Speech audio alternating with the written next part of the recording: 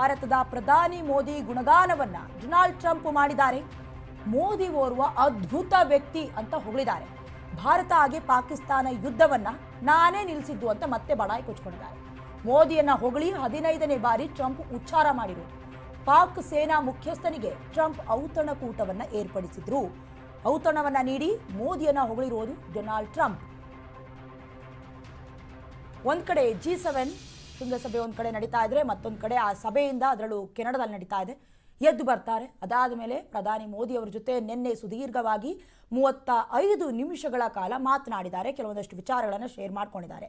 ಇದ್ರ ಮಧ್ಯದಲ್ಲಿ ಈ ಪಹಲ್ಗಾಮ್ ಅಟ್ಯಾಕ್ ಆದಾಗ ಯಾವುದೇ ಕಾರಣಕ್ಕೂ ನೀವು ಯುದ್ಧವನ್ನು ನಿಲ್ಲಿಸೋದಕ್ಕೆ ಹೇಗೆ ಬರುತ್ತೆ, ಅದರಲ್ಲೂ ಪಾಕಿಸ್ತಾನದವರೇ ಮನವಿಯನ್ನು ಮಾಡ್ಕೊಂಡಿದ್ದಕ್ಕೆ ಯುದ್ಧ ನಿಲ್ಲಿಸಿರೋದು ಅಂತ ಸ್ಪಷ್ಟವಾಗಿ ಕಡ್ಡಿ ಎರಡು ತುಂಡಾಗುವಂಥ ರೀತಿಯಲ್ಲಿ ಮಾತನಾಡಿದ್ದಾರೆ. ಇಷ್ಟೆಲ್ಲ ಆಗಿದ್ರೂ ಪ್ರಧಾನಿ ಮೋದಿ ಅವರು ಮಾತ್ರ ನನ್ನಿಂದಲೇ ಅನ್ನುವಂಥ ರೀತಿಯಲ್ಲಿ ಸ್ಟೇಟ್ಮೆಂಟ್ ಕೊಡ್ತಾ ಇದ್ದಾರೆ. ಇನ್ನು ಪ್ರಧಾನಿ ಮೋದಿಯವರ ಗುಣಗಾನವನ್ನು ಕೂಡ ಮಾಡಿರುವುದು.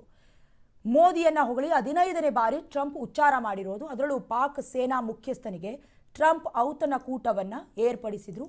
ಆ ಒಂದು ಸಂದರ್ಭದಲ್ಲಿ ಭಾರತ ಪಾಕ್ ನಡುವಿನ ಯುದ್ಧವನ್ನು ನಾನೇ ನಿಲ್ಲಿಸಿದ್ದು ಅಂತ ಉಚ್ಚಾರಣೆ ಮಾಡಿದ್ದಾರೆ. ಆಸಿಮ್ ಮುನೀರನ್ನ ಔತಣಕ್ಕೆ ಅಂತ ಆಹ್ವಾನ ಮಾಡಿದ್ರು. ಯಾವ ಕಾರಣಕ್ಕಿರಬಹುದು? ಒಂದು ಆ್ಯಂಗಲ್ನಲ್ಲಿ ನಾವು ಥಿಂಕ್ ಮಾಡೋದಾದರೆ, ಕೆಲವೊಂದಷ್ಟು ಶಸ್ತ್ರಾಸ್ತ್ರಗಳು ಅಥವಾ ನಾವು ನ್ಯೂಕ್ಲಿಯರ್ ಬಾಂಬ್ ಹಾಕ್ಬಿಡ್ತೀವಿ ಭಾರತದ ಮೇಲೆ ಅಂತ ಹೇಳ್ತಿದ್ರಲ್ಲ ಪಾಕಿಸ್ತಾನದವರು, ಆ ಯುದ್ಧಕ್ಕೆ ಸಂಬಂಧಪಟ್ಟಂತಹ ನ್ಯೂಕ್ಲಿಯರ್ ಬಾಂಬ್ಗಳು ಯಾವ ಸ್ಥಿತಿಯಲ್ಲಿದೆ, ಶಸ್ತ್ರಾಸ್ತ್ರಗಳೆಲ್ಲವೂ ಕೂಡ ಸರಿಯಾಗಿದೆಯಾ? ಯಾಕಂದರೆ ಪಾಕಿಸ್ತಾನಕ್ಕೆ ನೆರವು ಹಸ್ತವನ್ನು ಈ ಹಿಂದೆ ಅಮೆರಿಕ ನೀಡೋದಕ್ಕೆ ಮುಂದಾಗಿತ್ತು. ಹಾಗಾಗಿ ಅಣ್ವಸ್ತ್ರಗಳನ್ನು ಬಚ್ಚಿಟ್ಟಿರುವ ಪರಿಸ್ಥಿತಿ ಹೇಗಿದೆ?